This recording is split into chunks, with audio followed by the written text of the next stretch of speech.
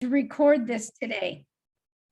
Just to let you know that. So if for some reason you have to step out, or if you would like to share this with someone, you can always tell them where to go to on our YouTube channel to see this at another time. And we welcome you to our first presentation that we're having for this fall 2021. Thank you all for hanging in there with us on Zoom. As we know that this last year, this is the type of classes we've had, and we're thankful our presenters are able to also feed into our technology and make this all work for us. So thanks again to all of you for signing up for these classes. And we have many classes coming up. Our fall quarter goes up in through November. I think it's the first week in November. So you're welcome to look at all the classes. Please sign up, tell your friends to sign up. The more the merrier. Now that we're on Zoom, we can have a large amount of people.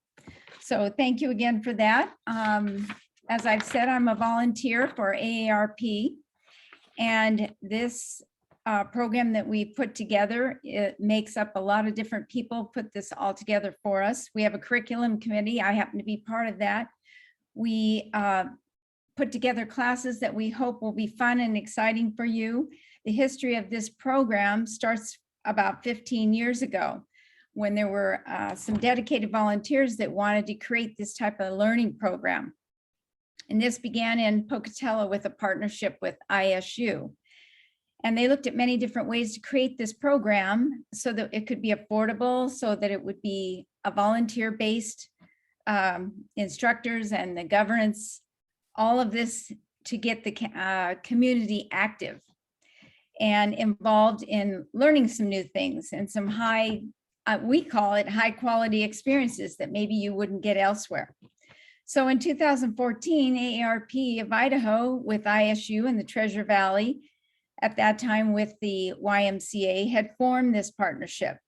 And since then, it's just grown bigger and stronger, and we've had many different types of presentations go on. Now they all happen to be on Zoom, but one day they may go back to live presentations. If you have any interest in giving us some ideas for classes, or if you'd like to volunteer, you can always go to the website that we have and send those suggestions in to Kathy McDougall, and I'll have Sheena put that into the chat box, and you'll be able to know about that. This presentation is being recorded, and we're having you all stay on mute, but the presenter, who is Dan Prinzing today, has told me that this can be an interactive presentation. So you can put your questions in chat, or if you feel as if there's something that he's discussing you'd really like to ask a question, get an answer, feel free to step in and ask that question. So I'm going to let Dan talk a little bit about his life history with the Anne Frank Memorial Center. And he is the executive director there. And he's going to tell a story, basically, of how this all began for him in the last years of his life that he's been involved. So as I've said, this class will probably go until after 11, and we can hold on to questions then also. So plan to stay with us, and hopefully you'll glean some knowledge that we all walk away and can talk about. So Dan, I'm gonna let you go ahead and take the class. Thank you very much, Marie. Be part of us. Well, good morning all. Though we are physically distant, I'm delighted to be with you today. As part of the introduction, I'm a career educator. And after several decades in the public classroom, I'd moved to the State Department of Education, working for Dr. Marilyn Howard. When she retired from public office, I resigned and we came together to the Wassmuth Center for Human Rights. She on the board of directors, and I initially hired as the education director. It is, as I have often said, been my pure delight to have never had a job. I've had the opportunity to live my passions. And the Wassmuth Center for Human Rights and the Idaho Anne Frank Human Rights Memorial is one of my passions. I was first connected to the organization even before there was a memorial, when as a classroom teacher, I was developing curriculum lessons to prepare students to come to an Anne Frank exhibit that was going to be in Boise for 1 month in 1995. It was that exhibit, of course, that we know that planted the seeds for building the Idaho Anne Frank Human Rights Memorial. Well, at the State Department of Education, we actually collaborated on a first joint project between the state and the center in creating a scope and sequence of lessons for the classroom. How to bring the ideals and the stories out of the memorial into the classroom, K through 12. Formally hired then by the center in 2007, it has been an amazing journey, as Maria and I were talking just a bit ago, as we have seen from the birth of this baby till now 25 years later, it's moving into the next chapter. The chapter graphically pictured behind me on the Zoom screen as we prepare for breaking ground this fall in the construction of the new Wassmuth Education Center. Literally, we're building a one-of-a-kind education center within the footprint of a one-of-a-kind memorial. Nothing of compare in any other state in the United States. We can talk more about that if you're interested at the end. But our topic for today is, what is my civic responsibility? As a career educator, and frankly, with the Idaho Anne Frank Human Rights Memorial as one of my classrooms, I draw upon the words that are etched into the stone of the memorial. I find that they both inspire and inform. The memorial also provides historical context. So we're going to weave in what we can learn from the past to hopefully guide our behavior today. One of the quotes etched in the stone suggests that those who cannot remember the past are condemned to repeat it. Our topic asks the question, what is my civic responsibility? It's a question that comes directly from the memorial, and it's coupled with the idea that there are moral implications. I'm going to position that there is an underlying question that begs answer before we can address civic responsibility. And simply, the question is, who am I? Who am I in the moment of social awakening? Who am I in the conversation of diversity and inclusion? Who am I when brought to the table? Or maybe we should even ask, will I even be invited to the table? Then if so, will I speak? Will I be listened to? Will I be heard? Will I lift others up or strive only for my own position? Will I embrace the differences or shun those who do not look, sound, live, love, or worship like I do? Who am I? It was that sage of children's television programming, Fred Rogers, that guy who sang to his audience, "Won't you be my neighbor?" who stated it's really easy to fall into the trap of believing that what we do is more important than what we are. And according to Rogers, of course, it's the opposite that's true. What we are ultimately determines what we do.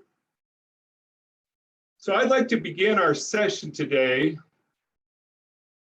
and take you into that classroom in a short field trip to the Idaho Anne Frank Human Rights Memorial. Let's step into the classroom in a call to action.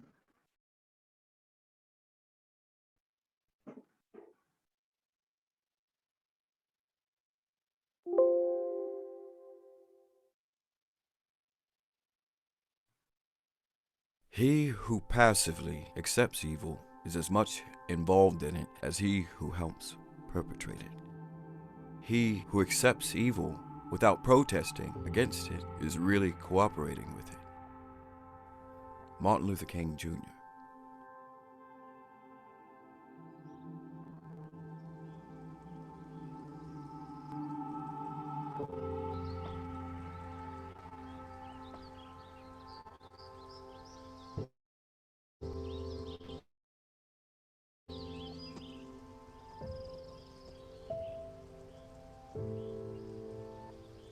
May the Idaho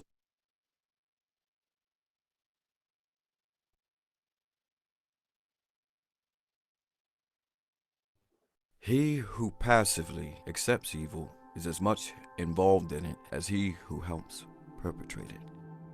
He who accepts evil without protesting against it is really cooperating with it. Martin Luther King Jr.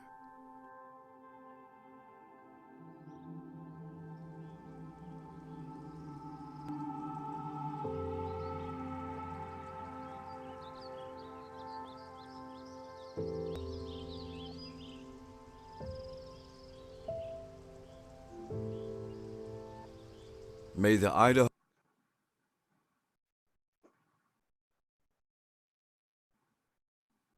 My apologies. Always, as we learned in the classroom so many years ago, technology is our friend. Sometimes we come back and hunt. For some reason, the video is kicking itself offline as it starts. Let me come back to that. We'll see if I can navigate some of that technology and take us back into presentation.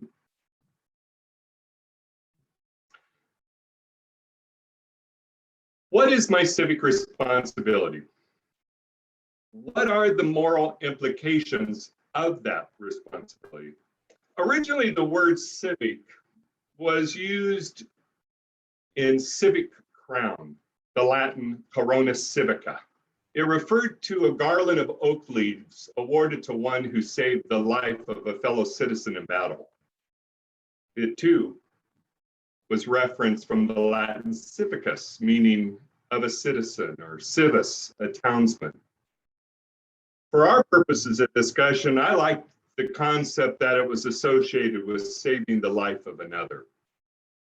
That it is our civic responsibility to save the life of another in what for some is a battle for respect and dignity, a battle to be seen, a battle to be heard, a battle to be valued, judged by the content of their character. There is a statue featured in the Idaho Anne Frank Human Rights Memorial that is titled The Other. Designed by local artist Ken McCall, it artistically portrays the Wassmuth Center's programming on the spiral of injustice. We're at the core of injustice. We have to recognize that it is targeting, demeaning, or marginalizing a person. Injustice is not just a concept or a theme. Injustice is about people. The actions very personal. It is aimed at the other for being different in some fundamental way. Now, to define the other is an individual who is perceived by the group as not belonging, as being different, often targeted because of association with a group based on class, race, gender, sexual orientation, gender identity, age, ability, or religious preference.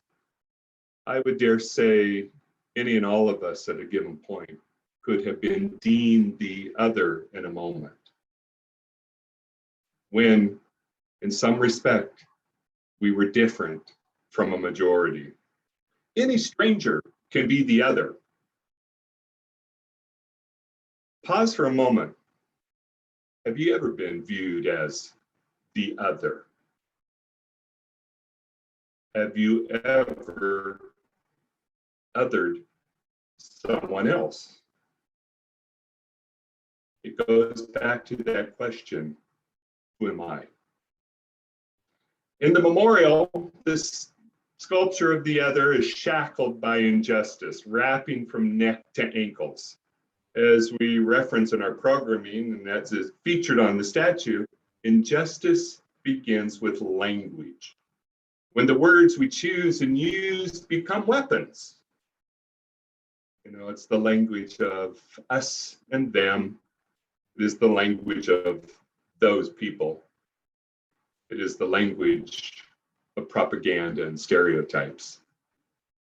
It is the language that polarizes or tears at a community. I don't know about you, but when I was raised as a child, I was told to believe that sticks and stones may break my bones, but words can never hurt me. What a travesty. To tell a child that words had no power. I knew then, we know now, words hurt and words matter. Words can be used as a weapon. The spiral of injustice begins with words, language that is used to dehumanize the other by denying those defining characteristics of the same. Characteristics such as reason, dignity, love, pride, heroism, nobility, and ultimately any entitlement to human rights. Much of the center's programming is designed to provide both a face and a voice to the other, highlighting our shared humanity, highlighting our sameness that is enriched by the diversity that we each bring to the table. In the Center's Spiral of Injustice e-booklet series, the publication of Words Have Weight details the language that devolved to the Armenian, Bosnian, Cambodian, Rwandan genocides and the Holocaust. As we know, the Holocaust did not begin in gas chambers. How did it begin? When did it begin? Could it happen again? That's not even a fair question because we do know it happens again. We know it's happening now. Very poignantly, when we worked with 5 authors to create that edition in our series of e-booklets, we said, we know the end of the story. The injustice ended in genocide, but how did it begin? And each chapter examines the words that devolved to genocide. At the age of 82, Rahela Rose Hornbill became a docent in the memorial. Rose had been born in Berlin, Germany, and grew up in Frankfurt. For 6 years, she lived under Hitler's increasingly repressive rule until she, her mother, and 2 younger brothers immigrated to the United States in 1939. Rose was devoted to speaking in classrooms and communities throughout Idaho. She was just 11 when Hitler had come to power. And Rose would caution as she spoke to Idaho audience.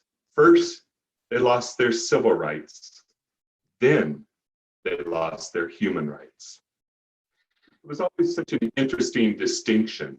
Martin Luther King Jr. felt that civil and human rights were the same thing. But from her lived experience, Rose's distinction highlighted the significance of the Nuremberg laws, anti-Semitic racist laws that were enacted in Nazi Germany on September 15th, 1935. The laws forbade marriage between Jews and Germans, established bloodline citizenship, deprived Jews of citizenship, and identified enemies of the race-based state.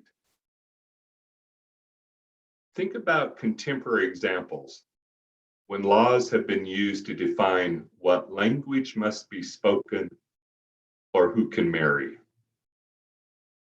In his 1963 letter from a Birmingham jail, Martin Luther King Jr. recognized we should never forget that everything Adolf Hitler did in Germany was legal. And of course, he was noting how law was being used as a weapon in the United States, and that we have a moral responsibility to address unjust laws. Remember, injustice targets people. Rose often cited one of the two Mahatma Gandhi quotes etched into the memorial stone: "Make injustice visible." And of course, her challenge was, when we see it, when we hear it, what are we going to do about it? Models that are used to illustrate a pattern or a progression of injustice, making it visible, assist in educating for and about social justice. It's why, from our research, the Wassmuth Center designed the spiral of injustice. As an instrument, the spiral counters static images of injustice to present the fluidity and or the internal or external motions of a community in which injustice becomes publicly apparent. Think what it implies when we say that something is spiraling out of control. Okay, let me give you a comparison. In our research, two of the most used models for teaching about social injustice are the pyramid of hate and the ladder of injustice. Well, you can picture those. A pyramid, a ladder, they're static, they're incremental. They always place genocide at the top. It's almost as if we are aspiring to genocide. In our research, the models do not work. We do not feel like you evolve to genocide. I would say, as you've heard me already say, we devolve as a community. That out of a base instinct, we are devolving as we target the other, those whom we are dehumanizing within the community. The concept of the spiral of injustice rests on a fundamental principle that the biases one has are not inherent. They are learned through individual, cultural, and institutional prejudices, and reinforced through acts of discrimination that are both witnessed and performed throughout one's life.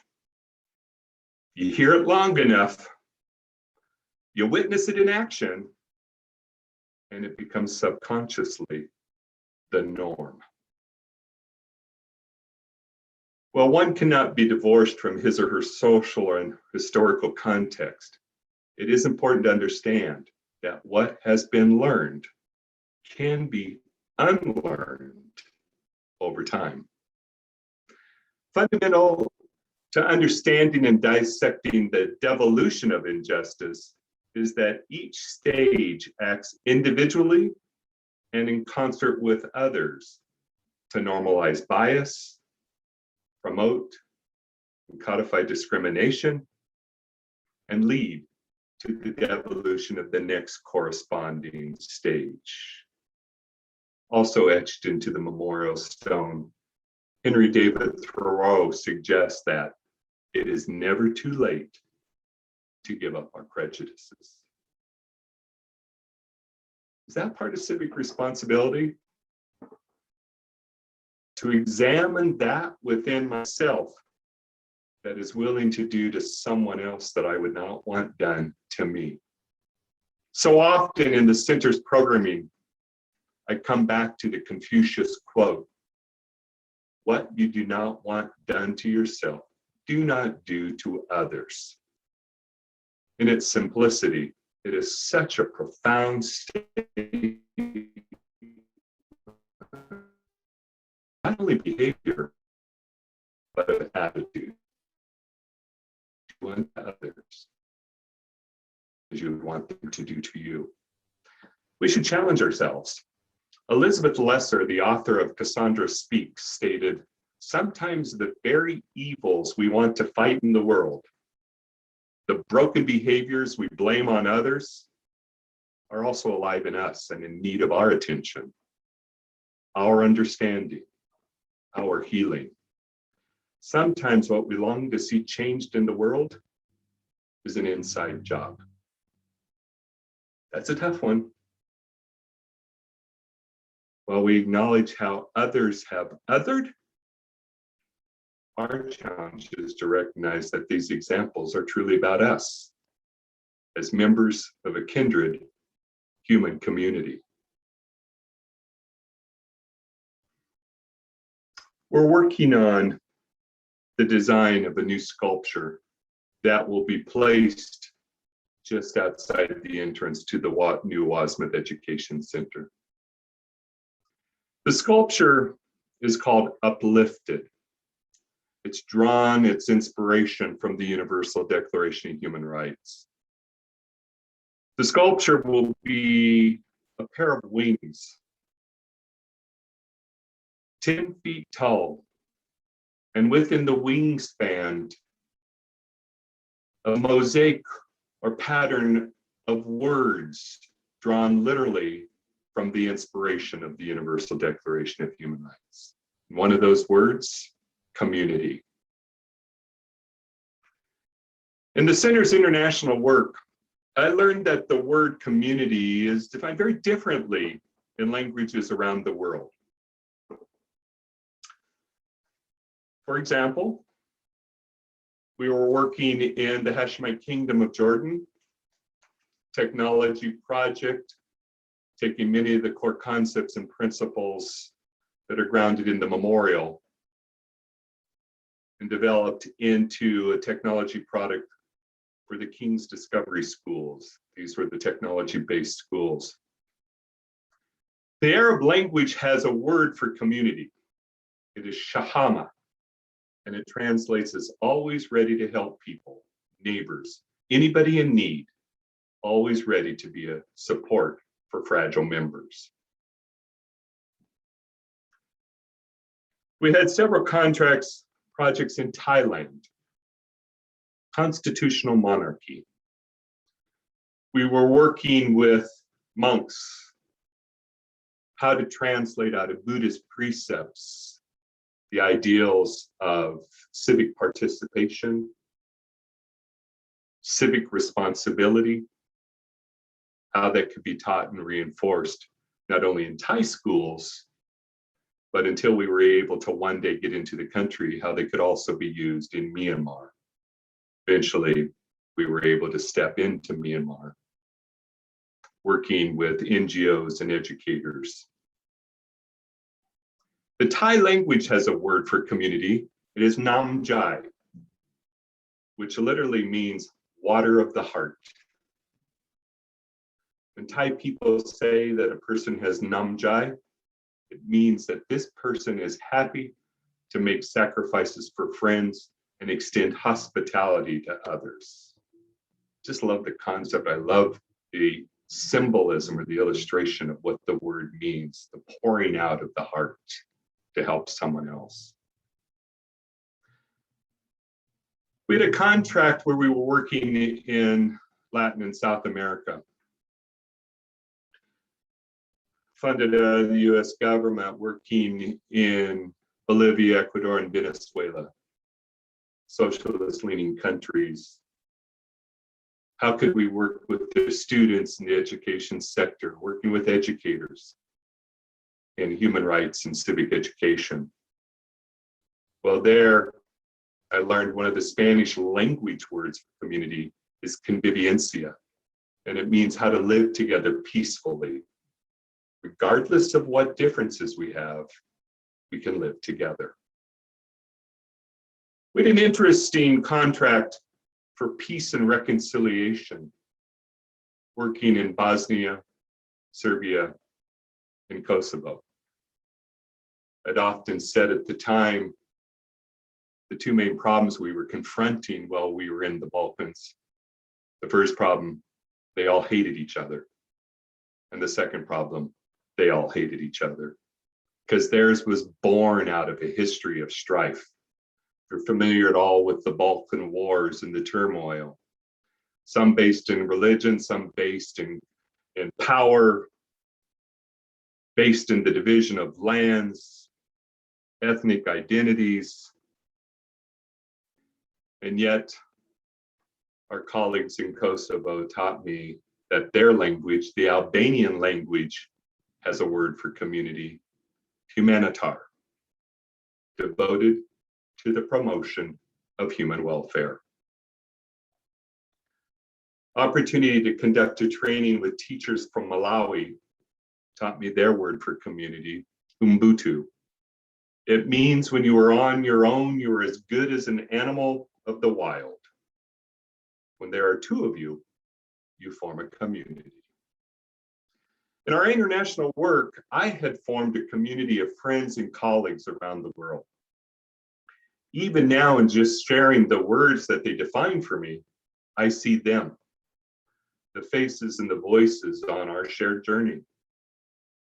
In the Middle East, Allah wanted me to see, hear, and taste what it meant to him to be Arab. He didn't want me to just stand at the window and look into his culture. He took me in, took my hand, and led me through the door. A young Buddhist monk in Thailand, a peacekeeper in Kosovo, and an educator in Colombia, they each taught that cultures around the world had a deeper meaning for the word community. Theirs was not to be in or from a community, a place, but rather to be of a community of people. And they welcomed me into that community. That's how we frame our upstander programming and position that being an upstander is our civic responsibility. To help with that concept, think about what a bystander does when he or she or they encounter injustice. Rose Bill, that Holocaust survivor, she helped frame that for us. She would talk about that those who were her friends one day became her tormentors the next, and no one stepped up to defend her. She was surrounded in the schoolyard while she was still able to attend school, surrounded by bystanders who just watched and listened to her tormentors. We frame that it is our civic responsibility to stand up and to speak out. In his 1965 published Between Parent and Child, Israeli-born child psychologist and therapist Chaim Gano wrote, "Dear teacher, I am a survivor of a concentration camp. My eyes saw what no person should witness. Gas chambers built by learned engineers, children poisoned by educated physicians, infants killed by trained nurses, women and babies shot and killed by high school and college graduates. So I am suspicious of education. My request is help your students to become human. Your efforts must never produce learned monsters, skilled psychopaths, or educated Eichmanns. Reading, writing, and arithmetic are only important if they serve to make our children more humane." In his Nobel Peace Prize acceptance speech, Elie Wiesel stated, "I swore never to be silent whenever and wherever human beings endure suffering and humiliation." A Romanian Jew, Elie was 15 years old when he and his family were deported to Auschwitz. His family was murdered, and he suffered under those whom Anne Frank described in her diary as the cruelest monsters ever to stalk the earth. But the monsters did not work alone. Some were neighbors. There's a national exhibit produced by the United States Holocaust Memorial Museum. And it points out that in countrysides and city squares, in stores and schools, in homes and workplaces, The Nazis found countless willing helpers who collaborated or were complicit in their crimes. Many supported the suffering and humiliation of others just by being silent. They were bystanders. More than a year ago, when George Floyd was murdered in Minneapolis by one man with his knee on his neck, 3 who stood by and watched, and the scores of complicit throughout the country who have failed to act. ACT is an acronym that the Wassmuth Center for Human Rights uses in our Be an Upstander program. We define an upstander as someone who is a defender, an advocate, a supporter of human rights and human dignity. As someone who acts when witnessing inequality, injustice, and oppression. The ACT is just that. It's a call to action. Let me break the acronym apart. A stands for ask. When you hear someone tell a joke that belittles others or use a word that is demeaning, ask, do you know what that word means? Did you intend to be hurtful? How many dinner or water cooler conversations have ended in uncomfortable silence for lack of candor or a fear of confrontation? If not with our family and colleagues, when and where do we begin to confront implicit bias and racism? To that point, we're developing a new program now, Conversations, Not Confrontations. My fear is we are losing the art of civil conversation, critical conversation that actually includes listening to each other. Good questions spark good conversations. We take a real point on it. It's not that you and I have to agree. It's not that we come to agreement, but can we at least create a respectful space that we listen to one another? Where are you coming from? Why do you think that? Let's talk about that. Help me to understand. Let me share my perspective. Let's just have a conversation. And oh, I so fear that that is something we are losing as a country. The C stands for choose. Being an upstander is a choice, just like being a bystander is a choice. The difference being that doing or saying nothing in the face of injustice implies agreement. How often have we heard, it's not my problem, or, well, that wouldn't happen here. I don't want to get involved, or I just don't know what to do. And I stand back.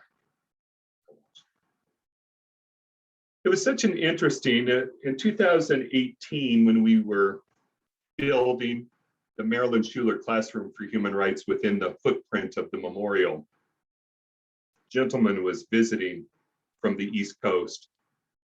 He was talking with city leaders. He heard about the memorial. He made an appointment to come see me to visit the site.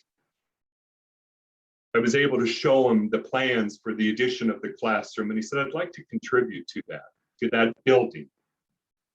He said, could I also plant dedicated to tree? So in a back plaza area, very close to that sculpture of the other, there's a large tree with a very large rock. I can tell you, the donor did not anticipate we would use such a large rock for his inscription, but it was the power of what he was sharing on that inscription that caused us to magnify its message. The donor wanted to recognize an evangelical Christian who had saved 700 Jews in his glass factory during the Holocaust. And the donor said specifically, would you highlight the word chose? because that glass factory owner chose to put himself in peril and his family in peril so that he could save 700 others. Then the donor shared, and the reason he wanted to place that marker within the Idaho Anne Frank Human Rights Memorial, he says, I'm standing here today because I'm a descendant of one of those that glass factory owner chose to save. It was the impact and the importance of a choice. And that donor said, I forever want one man's choice remembered on this site.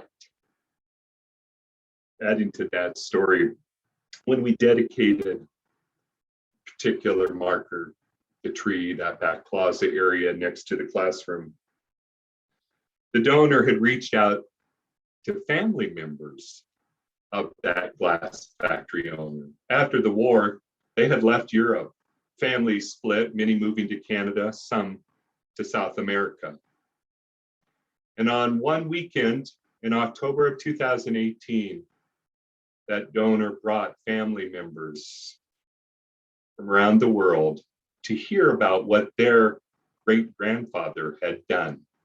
Many of them never knew the story. The family had left Europe. They had left the stories behind. They did not know the impact of their great-grandfather's decision. And so we shared that together as they spent a weekend in Boise, attending the dedication, participating in the events in the memorial. Now, when we talk about being upstanders, we have to recognize that even the choice to be an upstander comes with choices. As we have watched in this past year, individuals and businesses alike use social media to publicly voice their commitment to social justice. Others, we watched as they protested in the streets.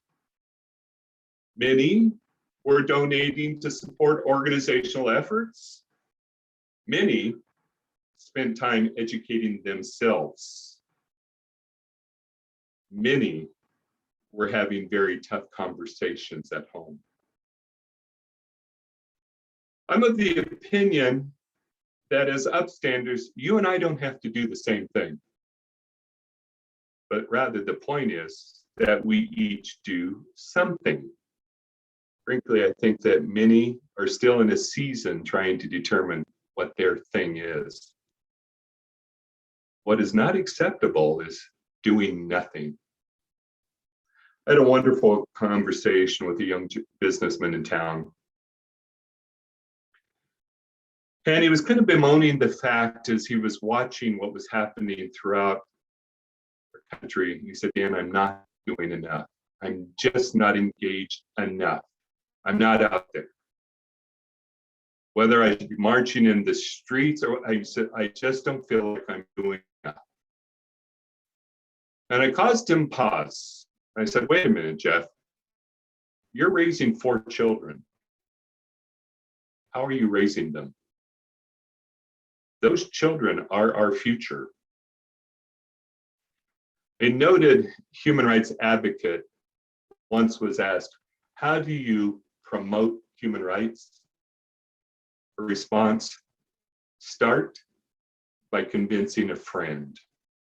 In other words, we start with those who are closest to us. It is that ripple effect.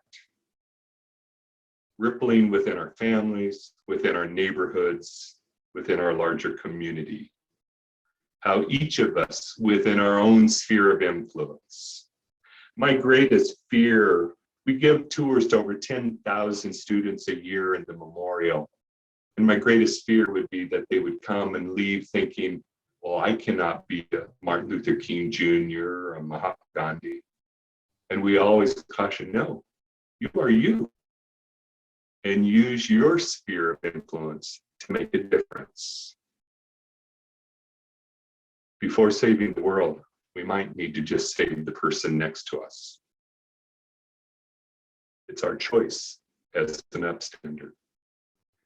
The T stands for teach. Teach by example of how you live your life. We even reference that the word upstander is both a noun and a verb. It's who I am, and it's what I do. I cannot call myself an upstander if others do not witness me as such. One of his final sermons, Martin Luther King Jr., in his Drum Major Instinct sermon, shared that one day when he passes and someone is asked to give his eulogy, he said, "Do not allow them to say that I won the Nobel Peace Prize. Let them tell that I loved and served humanity." That was his T. That's what he wanted to teach by the example of how he led his life. I think it's such a wonderful ideal for us all as we think back, what will my legacy be? What did I help to influence within my sphere of influence?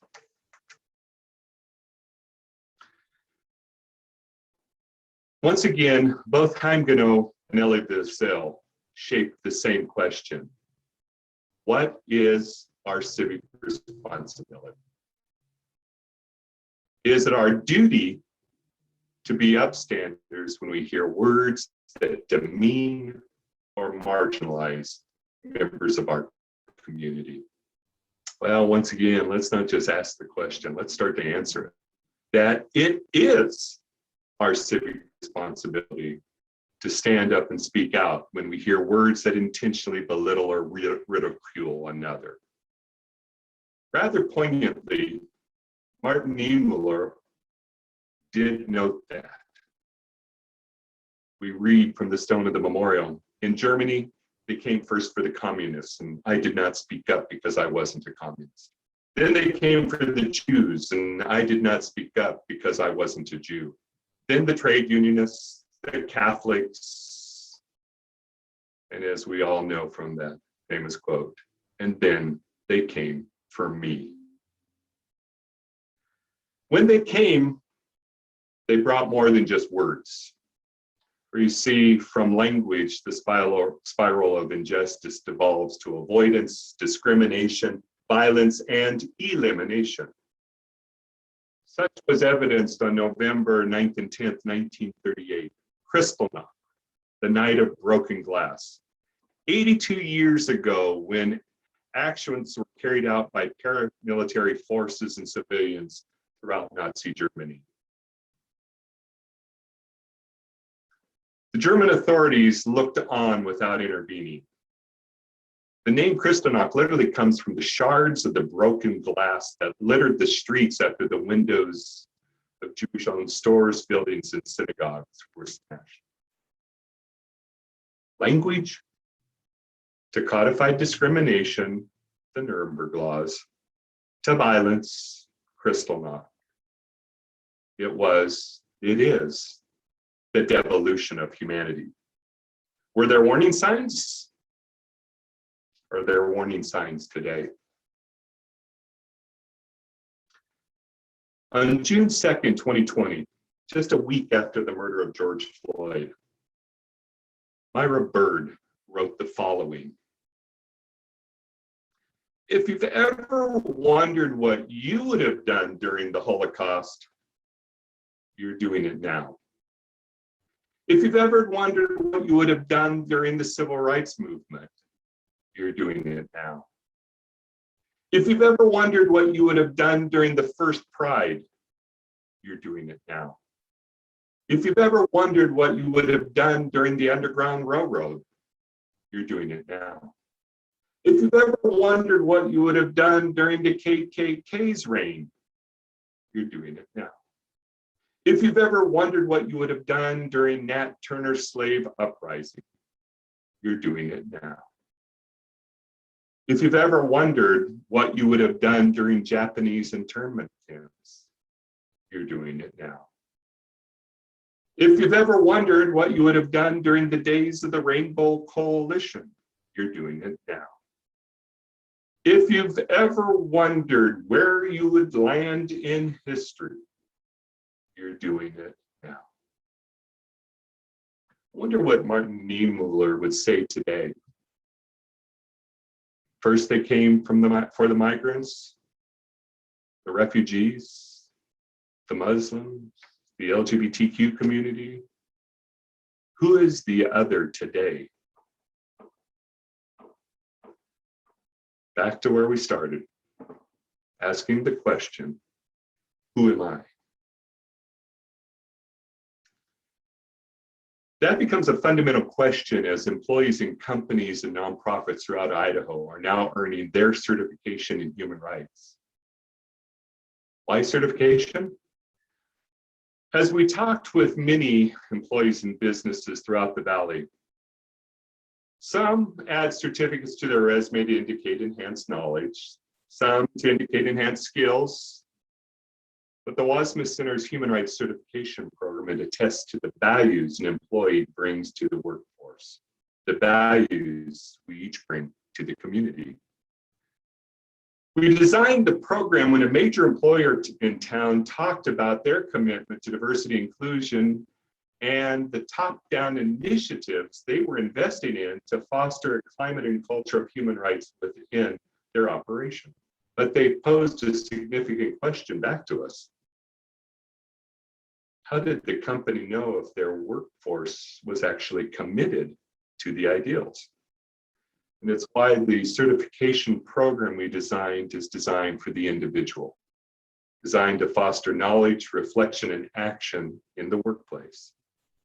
Since January 20th, 2020, when we launched, when Senator Sheree Buckner Webb and I stood in the Idaho State House, marking Idaho Human Rights Day in Idaho, Martin Luther King Jr. birthday, with the launch of the certification program, since that day, over 1,000 employees have completed the 6-hour online program, acknowledging their commitment to diversity, inclusion, ethics, civility, respect, and being an upstander in the workplace.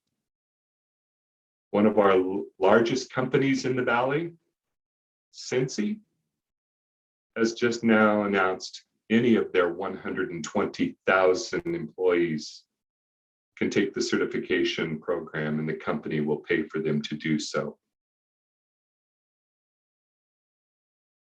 It's a first step in starting the conversation. It's a first step in recognizing that it is my civic responsibility.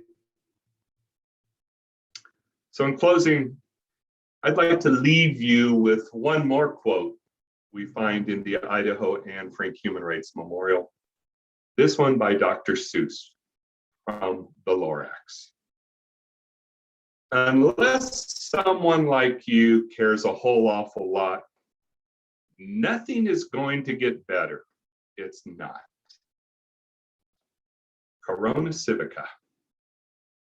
Whose life will you save? Thank you. Let's go ahead and open up for questions. Folks that want to unmute. I apologize, I was not able to run the video. That video is referenced on the Idaho Anne Frank Human Rights Memorial website. You received a handout that has that web address. You would be able to find the video on that site, as well as several of the tools or the programs we've talked about this morning. Wassmuth Center actually has two websites, one specifically for the memorial, one for the Wassmuth Center itself, the two linking back and forth together. We are recognized today as the education arm of the memorial. And so it is always the interrelationship, the interconnectedness between the physical site and the actual programming that comes from that site. So let's open up if we have questions. Yes, please. This is Marie. So in asking you about the certification, that's something that's done online, and you do that as a group, or you do it individually, or how does that work? It's actually designed for the individual. So through our website, the Wassmuth Center website, you can find a link for the certification program. You can register as an individual. It's a 6-hour program, which when we were talking in our focus groups, study groups around the valley, and everybody was done, we're just so busy. How am I going to be able to work in this program? And I said, okay, we're going to build it for you. It's designed in 10-minute segments. So there are 6 one-hour modules, each module built in 6 10-minute segments. I asked the focus groups, can you afford 10 minutes a day? Yeah, in honesty, no one has taken just 10 minutes a day to complete this over a period of 36 days. I'm literally seeing where once they get started, if not the entire hour-long module, a couple of modules in a single sitting. But it really is designed, and it's so much of how we really shape the work of the Wassmuth Center. First segments are knowledge. We want you to understand what's the terminology, the vocabulary, what do the concepts mean? Then segments on reflection. Now, what do you think about them? How do you deal with that? There is a fun piece within the reflection exercises, and it's one that's been really complimented on by participants. You're asked a question, you type in your response, and the moment you do, it populates with everyone else's response who's in your particular cadre. You see what others have written in response, and then we ask, now, make a comment about what somebody else has said. Don't just agree or disagree, make a comment. What we have found is that in many ways, it's created a virtual community of learners. Not in real time, because they're taking it at different times, but just that nature of responding to another person, drawing upon what they have shared and feeding back on that. Then with our work too, just as I've alluded to today, from knowledge and reflection, then it always culminates with a segment on action. And this isn't the action that I'm going to do a month from now. This is, what can I do tomorrow morning? What can I do tomorrow? Whether I step into the office or step into the coffee shop down the street or wander in my neighborhood, what are the actions that I can take? These are the immediate actions, the first steps. Well, as I noted, within a year's time, the program just went rampant. What we had anticipated, and then all of a sudden, right after the launch, of course, we went into stay-at-home orders and the pandemic impacting all of us with it, and folks were eating this up. And now what we see, a lot of businesses are using the certification as part of their onboarding process. They want all incoming employees be certified in this, that the company is saying, this is who we are, is this who you are? So I welcome you to check that out through the Wassmuth Center website. Wasn't there a class many years ago when we grew up that was civics? Yeah, oh, very good. Yes, there was, Marie. Yes, and actually there's a national movement because we have so fallen away from it. Ironically, now this takes me back in my hat that I wore at the Idaho State Department of Education. Idaho is one of the few states that actually requires a full year course in American government, a required course for graduation. That's not the case in all states. And we actually have articulated standards for civics and government that filter through all content in social studies grades K through 12. So we actually have pieces. Now, where are we failing in some of this? These are not required tests at the state level. And of course, as educators, we always know what is tested is always what is taught. And so there are efforts to how can we shrink that more? Because I think to your question, Rick, we're seeing a real critical need nationwide. Concept, and I was speaking with another group just last week, you know, that concept we all grew up with of the common good. That good that we share as a community. Yes. That good that is for all of us. It's not just about what I want or what you want, but what can we share together? Another key word when I was still in the classroom, and then we seem to be stepping away from it, that word called compromise, where you give a little, I give a little, we find that common good, that grounding in the middle. You know, that is how the United States was born. Our Constitution was born out of compromise. But that seems to be a principle that we have forgotten. Yes. Interesting, different parts of America. Oh, yes. Look at civics as something that they teach their children right off the bat, and others do not. So just wondered if there's a movement to bring that back into the classroom. There is. It's been pretty exciting watching. For years, I was part of the national network where we were really advocating and strengthening, and that still exists. A network that is still on the ground, working state by state within state legislators, state departments of education. What can we do to strengthen, if not the standards, the teaching and learning of civics? You know, there is a reason why at the height of immigration to the United States, turn of the century, there was a reason why all new arrivals took a course in Americanization. And it was not just come and learn the language, it was really learn about the fundamental principles and who and what we stand on as a country. Now, there is some of the, we continue to examine what are the stories that are being told, what are we sharing, what have we learned over time, but there are fundamental core principles of who and what we are as a people, or should be as a people.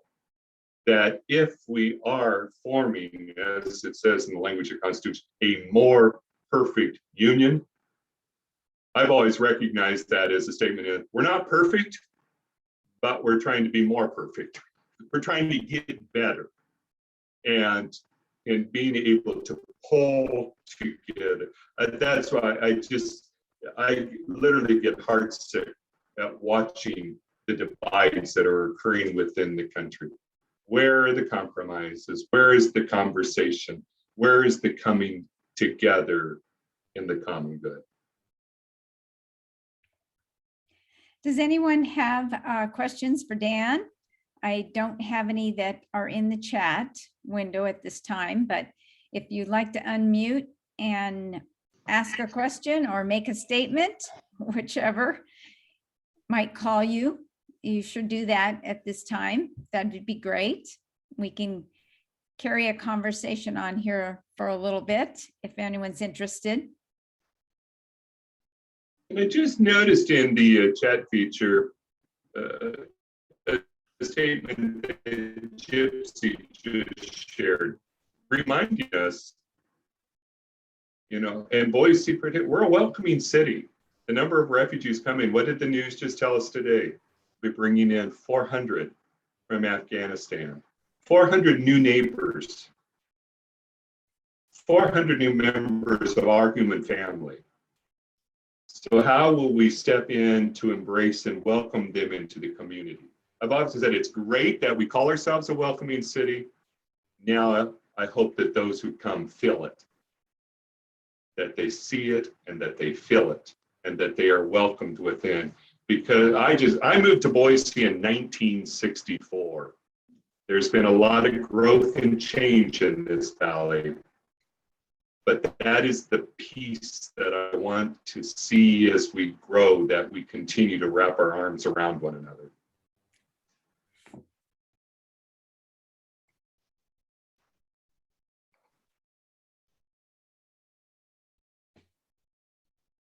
Anyone else have a comment or a question? You can unmute yourself, or I can unmute you if you raise your hand to me.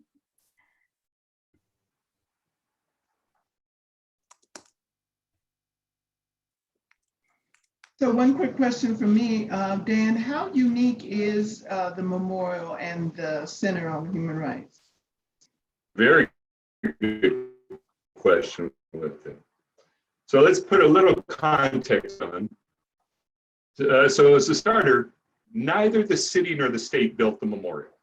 It was funded by individuals, businesses, and foundations who wanted to create a symbol of our shared values, who and what we are as a community. The Idaho Anne Frank Human Rights Memorial is the only memorial to Anne Frank in the United States. It's one of the few places in the world in which the full text of the Universal Declaration for Human Rights is on public display. And it's recognized as an international site of conscience. Now, oftentimes when I'm giving tours to visitors in the memorial, usually after I've introduced that, their first question is, well, how the heck did that ever happen in Idaho? And I said, this is a very specific Idaho memorial. It's part of our story. It's who we are, born out of our own experience. And I think perhaps more important here than in other cities around. I've had other members from other cities visiting and say, well, could you come into our town and build one of these? And they said, no, you need to build one of these because this was a grassroots effort. This was born out of our experience. Build one out of yours with it. But to your question, Judy, yes, its uniqueness and the fact that it is coupled with the Comprehensive Education Center, we have no parallel in any other state.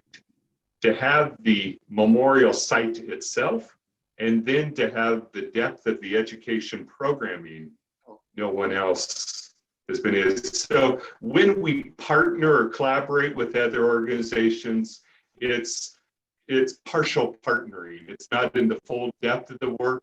We will work with Holocaust monuments or organizations or groups in civics or international projects with it. But somebody that kind of carries that full depth in the bucket that we deal with, we don't have a parallel. So we draw from many for very specific pieces. I love the fact of that uniqueness. It creates challenges, but it creates such a wonderful opportunity. Let me pivot into a question that was just posted. So when we work in communities, let's talk about who we work with too. As I stated, community is more than place. We're talking about the people. What are we doing in the community of Idaho's first peoples, our indigenous peoples? Yes. Well, as we know, Idaho has 5 federally recognized tribes. We're very excited in the development and the building of the new Wassmuth Education Center. And let me lead into this. One thing that we've always done professionally is looking at the memorial, looking at the work of the center, whose voices are missing. As I stated before, we want anyone who comes to the memorial to find themselves a piece of their story. We've had some very strategic elements added within the memorial, but we recognize we're not done. So let me share a little bit of some of the additions. We have Indigenous members on our board of directors. We have a very diverse board, very reflective of a much broader Idaho experience and background. And the 2 members have been working with me on how do we amplify the First People story within the Human Rights Memorial. It's going to start just outside the front door of the new Wassmuth Education Center with a land acknowledgement, a new water feature honoring those whose land was never ceded to us, but those whose land we now sit on, whose land we now occupy. When we have our groundbreaking ceremony this fall, it will be with Indigenous presence blessing the land and the work that will come on that land. As in time, when you step into the memorial, you'll find 5 markers strategically placed. We're working with each of Idaho's 5 tribes on pavers that they'll place in, telling us what they want on the paver, not what we would place for them, what they want. What would they like to say? And the first, they've already told us, please call us by the names we call ourselves, not what others called us when they conquered us or colonized us or took the land.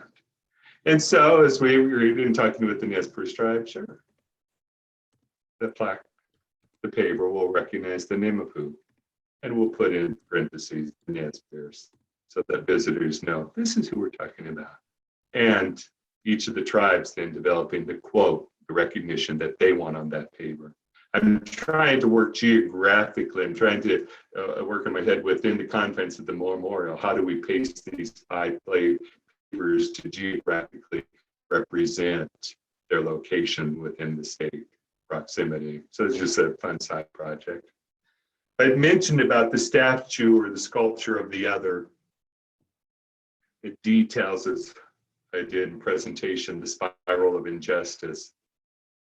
We're working with each of the 5 tribes, each telling a story, their own voice, of how they've experienced the spiral.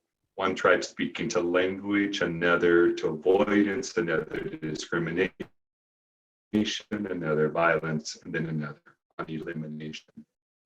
There's wonderful new technology available for audio signage. Push the button, hear the voices. And so we'll be adding a feature sign that push the buttons and hear members of the tribe telling their story. And now how we come together as a community, as a people. So I'm very excited with that, and admittedly, through the guidance of board members, and I readily tell my board members, I don't know what I don't know. Help me to learn. Share from your experience, help me to learn. So that not only what we do is authentic, but that what we do is also meaningful. So help me to learn. And it is such a fascinating journey with it. I'm excited. I'm talking about even the audio boxes at the memorial. So we will be adding one more audio box in conjunction with the new building. It'll be right outside the front door, right next to that water feature. There will be an audio track talking about the land acknowledgement, as well as a brochure that'll be right there that people can take with them. There will be a track that talks about the Wassmuth Center, who and what we are. There will be another one playing the music from the tribe as we talk about the land. And then, because it's right next to the water feature, another track sharing the cultural importance of the mother of water and what this means and why we need to care for it. I just think it's going to be, in my mind, a beautiful starting point when someone comes to experience the memorial. It's where we will begin all tours. It's where tours will end as we invite visitors to come into the new education center. So thank you for the question, Jesse. Project, yes, this is a work. how long will it be for the building and all of this to evolve? So this is where one prays to the construction gods. We're looking at a groundbreaking in late October, early November. They tell me perhaps if everything goes as it's been going, a year from now, we'll be in that new building that's behind me. 5,500 square feet. As I say, we're in our final phase of fundraising. One thing about the Wassmuth Center and the memorial, we've always been very fiscally sound, isn't it, as a small nonprofit. To make reality to that statement, we did not build the memorial until the funds were in the bank. We did not expand the memorial with the Maryland Schuler classroom until the funds were in the bank. We're pushing in this final phase of fundraising for the new building. We're almost there. We break ground when all the money's in the bank. In other words, as an organization, we've never carried debt. It's how we've been able to operate very successfully and very lean as a small nonprofit. Okay, well. So within the construction phase of almost a year, that's when we'll be adding other features. Well, I'm sure for many, this has been an say. education, I'm thinking, on how this all evolved. I think I had a brief knowledge, but I think now I have an in-depth knowledge listening to you. So the certification sounds like a great way in my mind to start. We need to make an invitation. I'm hoping that one day when everyone feels safe and we can come together and we're not living just virtually, that we could schedule a tour with everyone in the memorial, because I would love to be able to share the story of that space and be together and be able to walk the grounds and say, I was giving a tour to a family visiting from Atlanta several months ago. a teenage daughter with him, and she said to me, literally, every piece of dust in this place has symbolism. I said, yes, it does. The story behind the story. So I would welcome if we could all get together and stir up a little dust. Great. We will try to do that when we are live again. Maybe next year, if all goes well, we can look at planning a tour with you. That would be great. So with that, if anyone has any final statements, we'll close out. I'd like to thank Dan for his time, his expertise, his knowledge, all of you for attending. Thank you for being here with us. Know that we have many classes coming up for the fall schedule. Please check and participate all you can. Share this with your friends. I did put the video site on in the chat.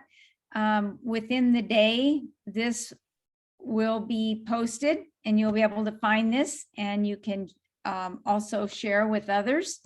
Now we have Zoom, so you could share them throughout the country, throughout the world, actually. So do that also and promote our classes. That would be wonderful. And Dan, thank you again for giving us your time today. Hoping that next year we'll see you live when we're all safe. Appreciate that. See us live, and let's do a session in that new There you go. Human Rights Education Center. Yes, yes, we will try for that, hopefully. Great. So everyone, thank you again. Have a great day. Thank Be you. safe. And I'm going to leave us all there. All right. Bye-bye. Thank you. Bye, everyone. Thank you. Thanks, Shanna, Marie, and Dan, and everybody. You're Thanks, welcome. Thank you for being part of us.